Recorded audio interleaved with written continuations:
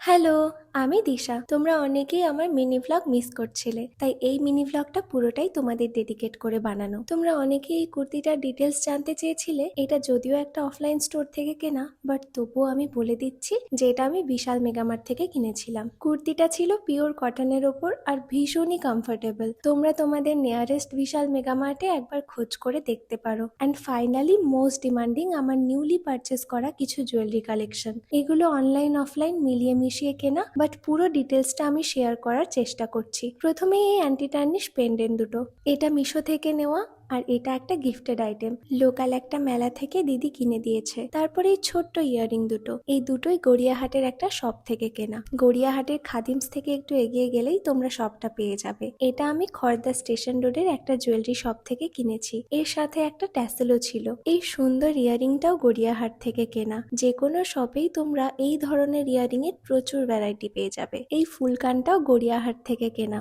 Artificial গোল্ডের জুয়েলারিগুলো যে শপে পাওয়া যায় সে সমস্ত দোকানে এই ধরনের ফুলকানগুলো পেয়ে যাবে। তো এই ছিল আমার রিসেন্টলি পারচেস করা কিছু জুয়েলারি আইটেম। আমি প্রত্যেকটার প্রাইস মেনশন করে দিচ্ছি। এরপরও যদি কোনোটার ডিটেলস স্পেসিফিক ভাবে দরকার হয় তবে আমায় অবশ্যই কমেন্ট করো। তাহলে আজ আসি, চলো টাটা।